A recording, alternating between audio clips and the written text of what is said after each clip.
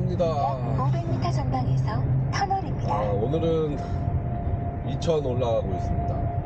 화주가 네슬레인데 저번에 갔을 때 보니까 그 네스프레소 담겨 있는 것 같더라고요. 그래서 그 네스프레소가 컨테이너에 가득 실려 있습니다.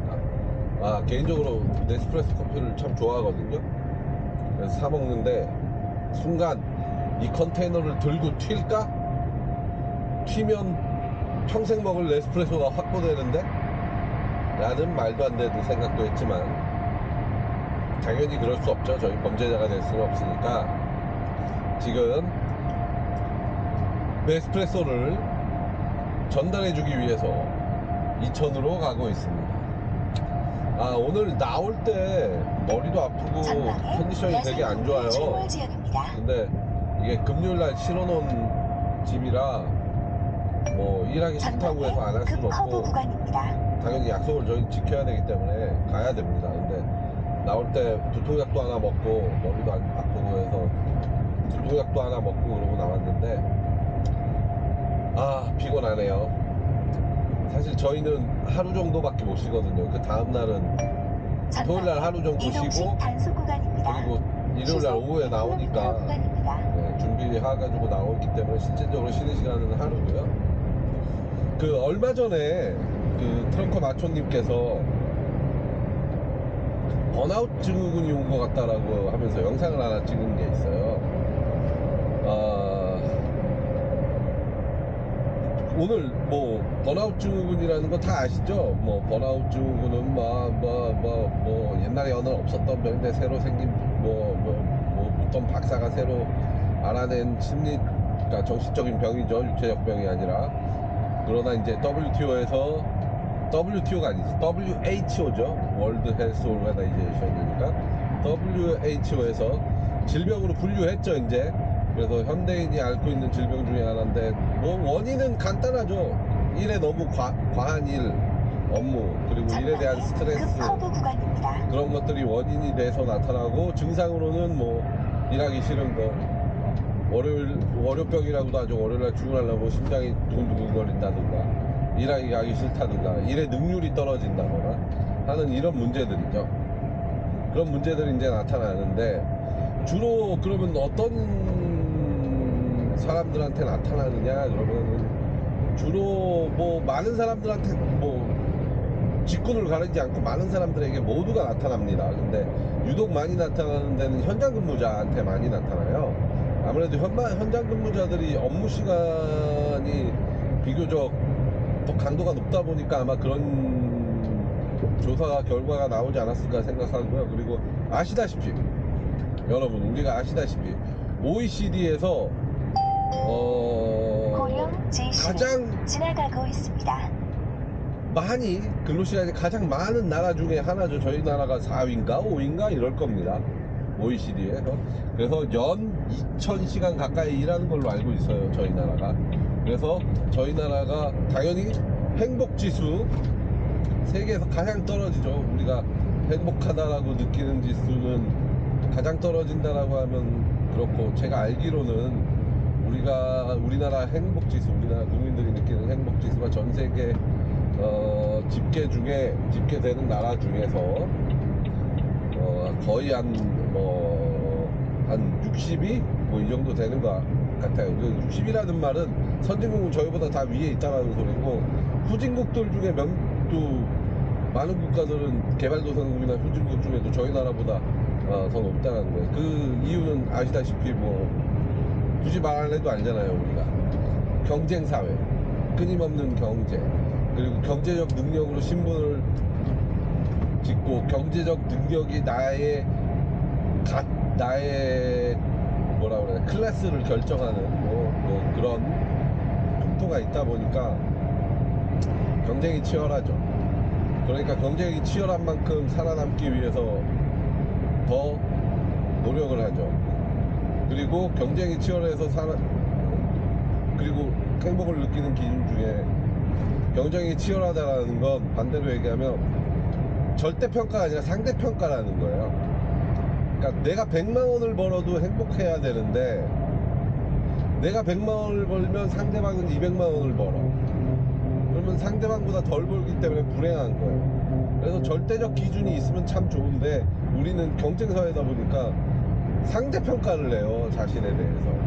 300만 원 벌면 잘 먹고 잘 살면 되지만 이게 상대적으로 어떤 사람들에게는 300만 원이라는 돈이 큰 돈일 수도 있고 어떤 사람에게는 작은 돈일 수도 있고 하고, 그리고 300만 원이라는 돈이 사회적 지위적으로 봤을 때는 매우 못 버는 측에 속하는 그런 세상이 돼버리다 보니까 더 높은 곳으로 올라가기 위해 열심히 일할 수밖에 없고 약 2km 직장에서도 전방에서 경쟁을 할 수밖에 터널입니다. 없고, 그러다 보니 아마 이 번아웃 증후군이 한국 사람에게 심각할 것 같습니다. 근데 여기서 중요한 건 번아웃 증후군을 대한민국 국민들이 다 한 번씩은 알았다고 하더라고요. 거의 통계에 의하면 거의 뭐 한 번쯤은 경험해본 바 있고, 전방에 또는 사고 다발 현재 앓고 구간입니다. 있는 사람이 거의 뭐 60, 70% 가까이 된다라고 하더라고요, 번아웃 증후군.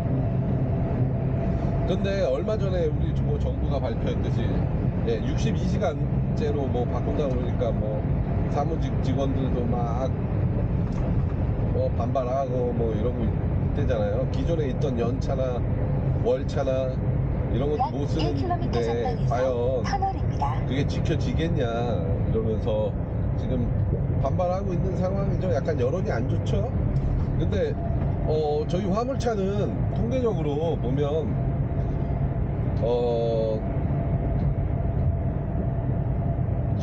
대한민국 약 OECD 500m 전방에서 한 4, 5년 때 터널입니다. 평균 연평균 노동시간이 2000시간 가까이 된다고 그랬잖아요.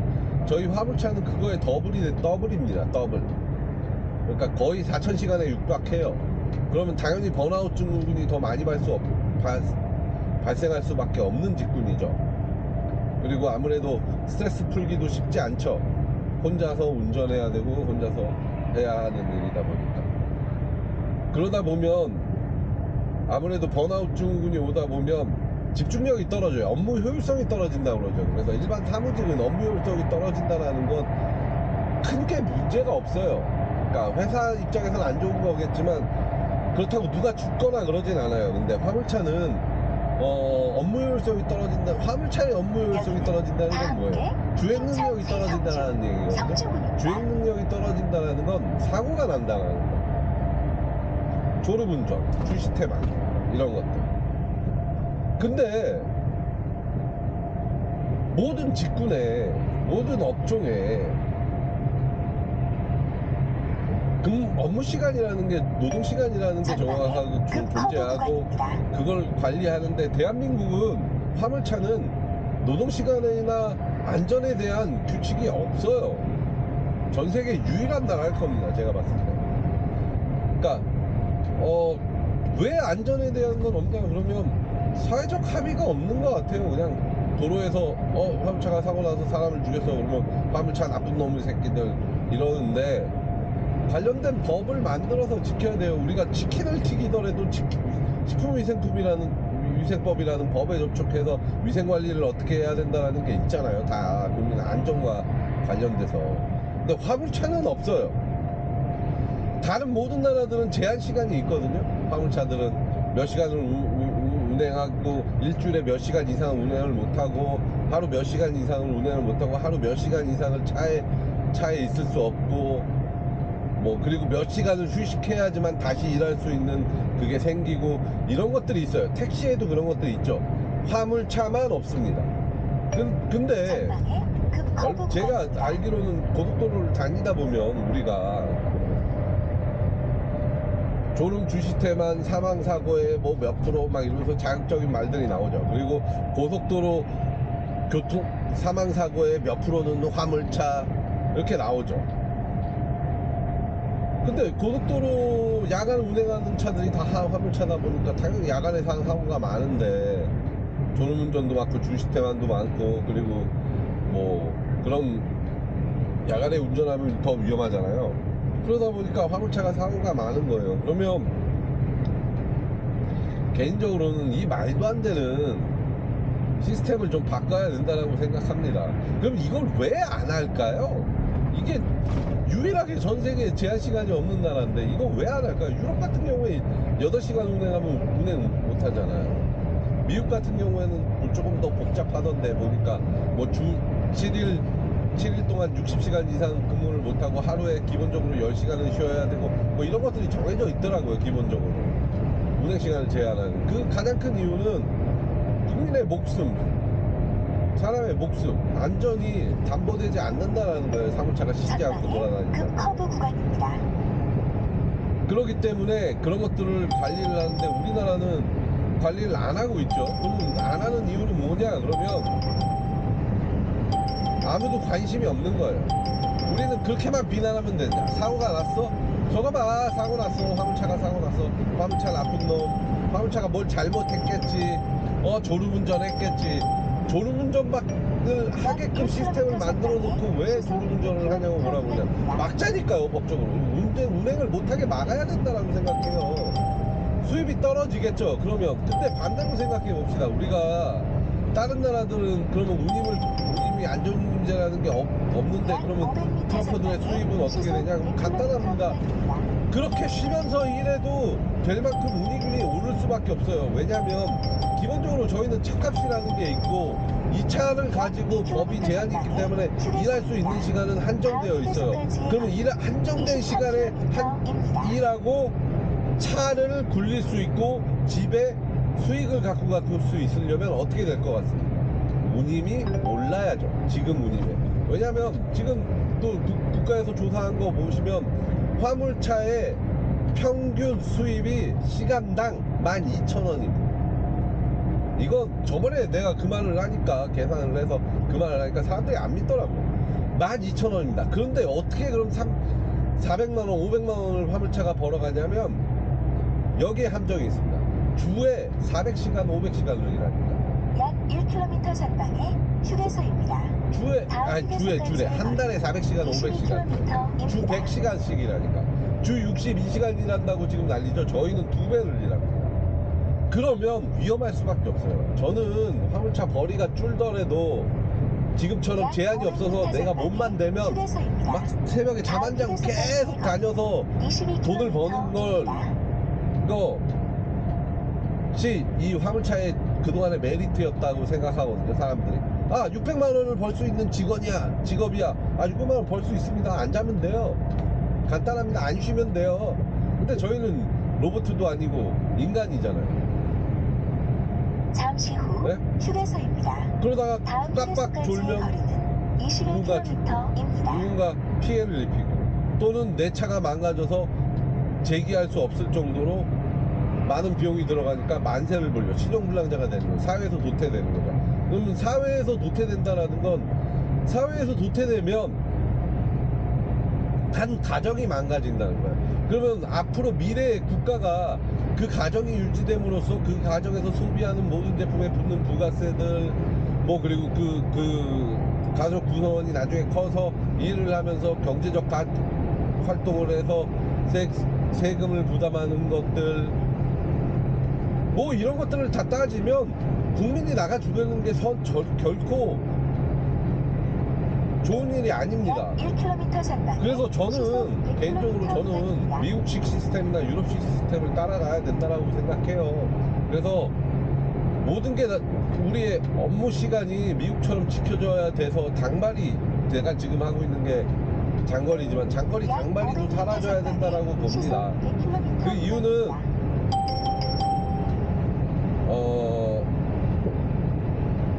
미국 같은 경우에는 효율성을 그러니까 일할 수 있는 시간이 제한받다 보니까 효율성을 많이 갖추기 위해서 트레일러가 운전을 해서 제품 이걸 갖다 주면 하역 시간이 매우 짧거나 아니면 밥테일이라고 그래서 컨테이너를 끊어놓고 다른 컨테이너를 메고 바로 다시 일하러 나갑니다. 그런데 우리나라 시스템은 어떠냐면 왜 노동시간이 이렇게 기냐면 딱 한 가지 이유 때문입니다. 아침 9시서부터 창고가 문을 열어요. 근데 아침 9시에 올 차, 10시에 올 차, 11시에 올 차 이렇게 시간을 정하고 계획을 세우는 게 아니라 오늘 컨테이너 내가 20개를 받겠다 그러면 아침 9시서부터 순번착입니다. 그래서 9시 전서부터 올라가가지고 거기 줄을 서고 있어요. 물센터 불법으로 당연히 주차했겠죠. 줄을 쫙 서가지고 순번 못단 차들은 뒤로 밀리는 거야. 그러면 어떻게 됩니까? 9시부터 멍 때리고 있는 거예요, 차에서. 1km 전방에서 내 차례 언제 오나. 방어입니다. 왜? 우리나라 대기료도 없으니까. 외국은 명확합니다. 자동차에서 쉬건 대기를 하던 대기료도 무조건 붙어요, 운임에 자동으로. 그러면 그렇게 되면 어떻게 될 것 같아요? 20대를 한꺼번에 그 시간에 안 부르겠죠. 약 500m 전방에서 원래대로 하면 터널입니다. 시간에 딱딱 맞춰서 부르고 그 시간에 엄수해서 작업을 할 거고, 아니면 시간을 줄이기 위해서 그 창고 앞에 큰 공간을 확보해서 밥테일이라는 걸 하겠죠. 온그라운드 작업이나. 그러나 우리나라는 이상해요. 전 세계에 이런 나라 없어요. 항마에서 컨테이너를 실어가지고 작업지까지 가가지고 하차하는 동안 차에서 대기하고, 하차가 끝나면 이통을 메고 부곡을 가고, 이런 비효율적으로 일하는 나라들이 단 한 군데도 없어요. 안 날 수가 없는 상황이 된 거죠. 저는 그래서 자율 경쟁 좋다고 생각해요. 그래요. 자율 경쟁에 맡기고 시장에 맡기고 안전운임제 없어도 된다라고 생각합니다. 단 이러한 법을 만들어야지 안전운임제가 사라지고 안전을 지키면서 경쟁을 해야지, 그런 게 없이 안전운임제만 다 사라진다라고 치면, 자, 나 5,000원에 부산까지 갈 사람 그랬는데, 나 4,900원에 갈게, 4,800원에 갈게. 계속 이렇게 가격은 다운될 수밖에 없어요. 그러나 그런 규제가 있으면 나는 안전운임제가 없어도 운행할 수 있는 시간이 있기 때문에 가격이 싼 걸 내가 갈 수가 없어요. 왜? 나는 어차피 12시간밖에 운행을 못하기 때문에 그 12시간에 기본적으로 수지 타산이 맞는 집밖에 갈 수가 없거든요. 그러다 보면 운임도 안정화가 될 거고, 그러다 보면 일하는 시간은 줄고 수입도 줄겠지만, 수입도 약간 줄긴 하겠지만 일하는 시간이 줄기 때문에 삶의 가치가 높아질 거고, 그렇다면 전방주 시태만, 졸음운전 이런 것들이 사라지고 번아웃증 사라지겠죠. 물론 지금보다 화물차도 많이 줄겠죠. 왜? 돈을 그렇게 많이 버는 직업이 아니니까. 우리가 화물차를 하면서 기대하는 이 사고가 날지 모르는 리스크를 끌어안고 하는 가장 큰 이유는 수입이 된다라고 생각하는 거거든요. 근데 엄연히 따지면 수입이 되는 건 아니에요. 왜? 주변에서 들리는 소리가 다 뭡니까? 아이고, 누구 사고 났다더라, 누구 죽었다더라.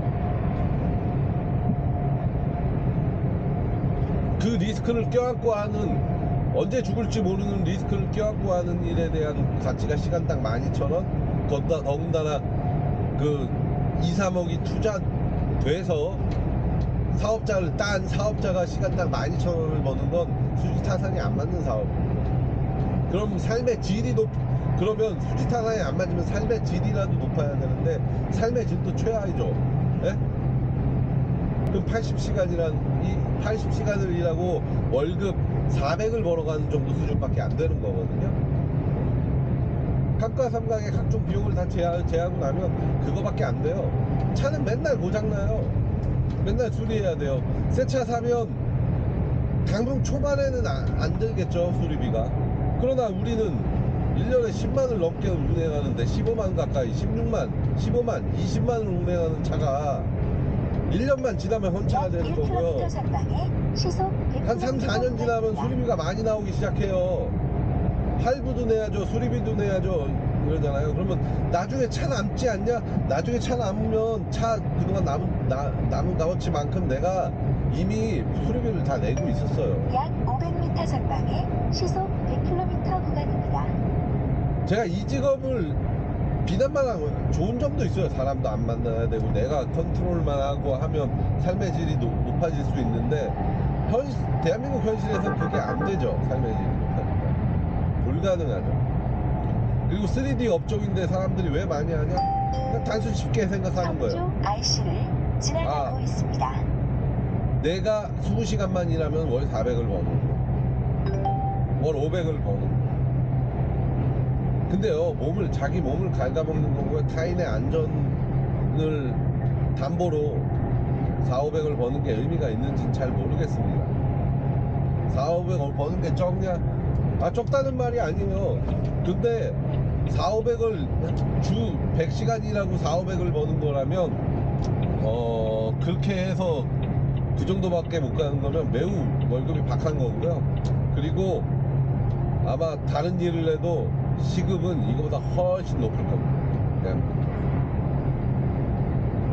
그래서 오늘 말하고 싶은 건 이거예요. 제발 국회나 아니면 화물차를 하고 계시는 모든 분들께서 좀 노력을 해야 될 필요가 있어요. 우리는 길거리에서 운전하다가 죽고 싶지 않다. 사람답게 살고 싶다. 왜냐면 이게 지속 가능한 사업이 되려면 결국엔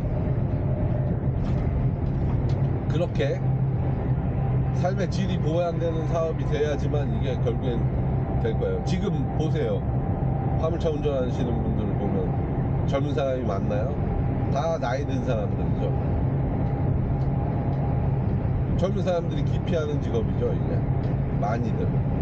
하시는 분들도 있지만, 많이는 기피할 수밖에 없죠. 삶의 질이 매우 낮고, 노동 시간에 비해 버는 건 적으니까. 물론, 이 20살에 회사를 들어갔을 때 월 400을 받기는 쉽지 않겠죠. 근데 계속 나이가 먹으면서 그보다 더 많은 걸 받게 될 거고, 더 많은 곳으로 올라가겠지만, 이거는 20살에 일하든 60살에 일하든 똑같습니다, 시급은. 일하는 만큼 갖고 갑니다. 내가 베테랑이라고 해서 더 받지 않아요, 월급은. 초반에는 좋아 보일 수 있지만, 젊은 입장에선 좋아 보일 수 있지만, 나이 먹어서 그렇게 좋지 않습니다. 그래서 나이 먹으신 분들은 결국엔 삶의 질을 높이기 위해서 일하는 시간을 줄이죠. 아무튼 말이 길어졌습니다. 그래서 우리나라도 제발 이 후진국적 마인드에서 좀 벗어나서 좀 안전에 대한 법을 좀 만들었으면 좋겠다. 운행 시간을 제한하는 그런 법이 만들어졌으면 좋겠어요. 저는 당발이는 사라져야 된다고 생각합니다. 사람이 할 짓도 아니고 해서도 안 된다고 생각해요. 물론 저도 당바지를 칠 때는 있지만 목구멍에 포독천이나 당바지를 치지만 그래도 저는 웬만하면 다 조절하려고 하거든요. 왜? 길거리에서 죽고 싶지 않고요. 남을 죽이고 싶지 않습니다. 저는 그렇습니다. 그래서 하루빨리 조속히 대한민국도 화물 운송에 대한 법이 개정이 돼서 단순히 뭐 돈이 어떻네, 운임이 어떻네, 화주가 돈을 주네 마네, 물론 중요합니다. 그것도. 근데 더 중요한 건 화물차가 운행할 수 있는 시간이 제한돼서 시민의 안전과 국민의 안전 그리고 화물차의 안전이 확보돼야 된다고 생각합니다. 그럼 다음에 또 영상 찍도록 하겠습니다. 모두가 안전한 그날까지 화이팅입니다. 출몰 제한